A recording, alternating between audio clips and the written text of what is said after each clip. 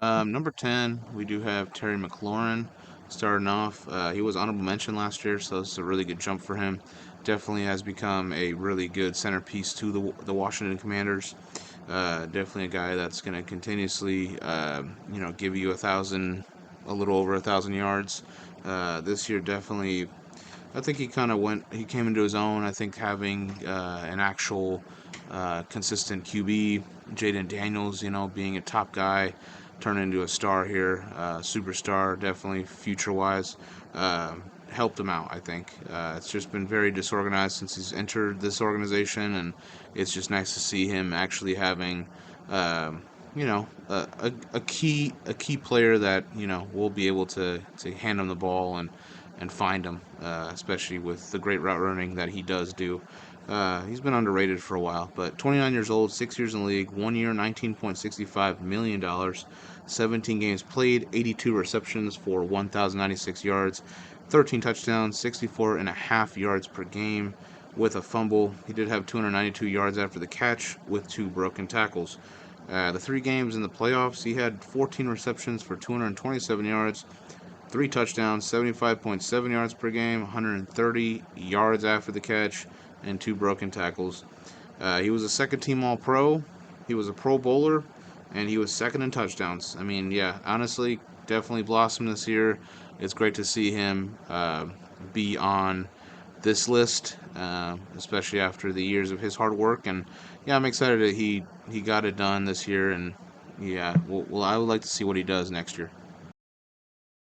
Number 9, we're gonna have Devonte Adams. Last year, number 3, definitely dropped down. Again, he went through some rough changes. The Raiders without Derek Carr, which that's pretty much primarily why he was signing to them, wanting the trade, going to play for the Jets, and trying to get a connection with the diva himself, Aaron Rodgers.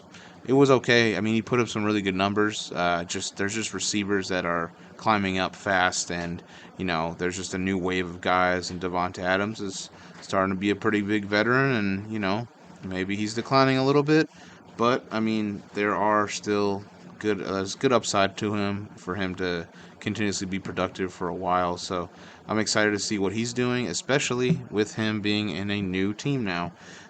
He's 32 years old, 11 years in the league, 2 years, $44 million that he is now a part of the Los Angeles Rams. So yeah, I mean that's a great signing for him.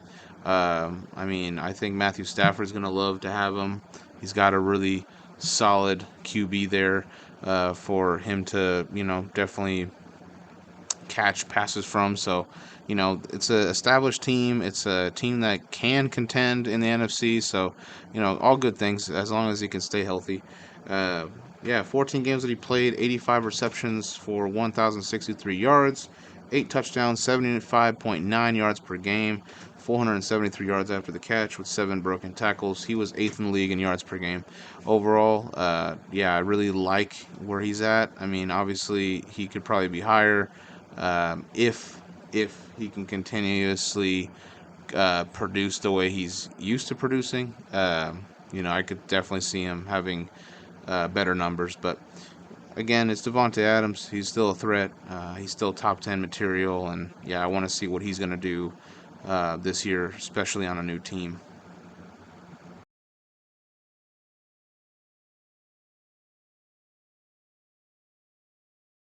8, we're going to have A.J. Brown of the Philadelphia Eagles. Last year, he was at the same exact spot he is right now. Again, I mean, he's barely good enough to get into the onto the list. I think, what hurts him is the fact that there's just so many weapons in Philadelphia where, he doesn't really get as many touches as he probably would have had in terms of, like, example, when he played in Tennessee. But, I mean, A.J. Brown's A.J. Brown. His impact on the team is definitely felt. Obviously, adding Saquon was great, but, I mean, I don't think they would have gotten to where they gotten without getting A.J. Brown when they did, obviously. And, he's made 2 Super Bowl appearances with Philly, but A.J. Brown's a huge piece, man. He's a huge piece. A swole DK, Philly DK Metcalf, really, and he gets open. He's a really underrated route runner. So A.J. Brown, 28 years old, 6 years in the league, 5 years, $85.7 million on the deal. He played 13 games. He had 67 receptions for 1,079 yards, 7 touchdowns, 83 yards per game, 353 yards after the catch, and 9 broken tackles in the playoffs. He did play 4 games. He had 12 receptions for 163 yards, 2 touchdowns, 40.8 yards per game, 48 yards after the catch with 1 broken tackle. He was a second-team All-Pro. He was 5th in yards per game, and he's a Super Bowl champion. So overall, super impactful. Fun to watch. Just like a specimen. So I'm excited to see what he does this year. I'm sure they will continuously be dominant, him and Devonte Smith. Number 7, we got Garrett Wilson, who last year was honorable mention. This year, he's on the list. He's done so well with so many different QBs, a dysfunctional organization that's in between rebuilding and figuring out what they are, what their identity is as a culture. So, it's been rough, but Garrett Wilson has done his part in being really a crucial part to the receiving core of the New York Jets, and obviously has made himself into a wide receiver 1. So very entertaining to watch. One of the many Ohio State products that that's just been bred there. Them and LSU, man. Overall, gotta love Garrett Wilson. And at such a young age, you're looking at 24 years old, 3 years in the league. He's got 4 years, $130 million extension for him, which is well deserved. 17 games that he played, 101 receptions for 1,104 yards, 7 touchdowns, 2 fumbles, 442 yards after the catch, and 7 broken tackles. He was 7th in receptions. Other than that, I think, unfortunately fell off with, pro nod or Pro Bowl, but overall, he's going to get there. He's still young. He's going to get even better. And, I think personally, hopefully Justin Fields can transition and play good football there, get Garrett Wilson the ball, because that's what they need. That's the primary target. And, hopefully he can continuously progress in his career.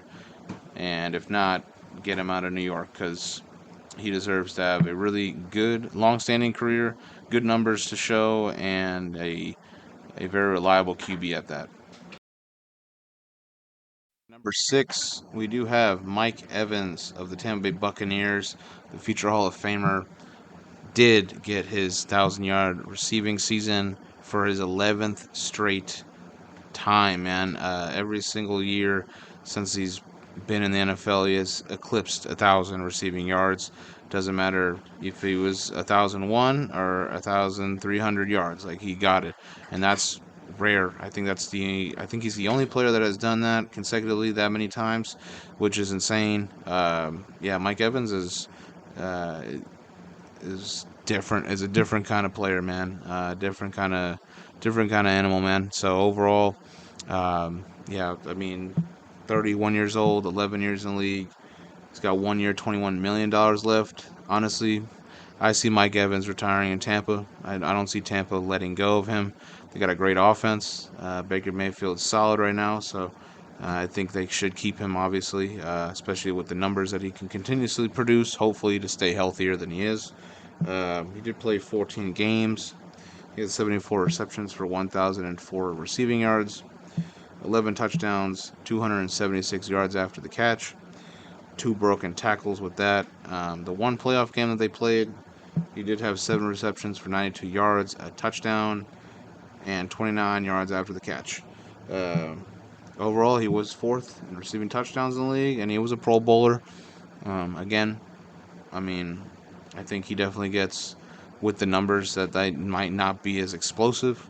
Obviously, I could see, not getting all pros there, but this is a guy that's been consistent since he's entered the league, and it's a guy that is a first ballot future Hall of Famer for sure, and hopefully that he can continue on his pace for his 12th straight 1,000-yard received season in his career.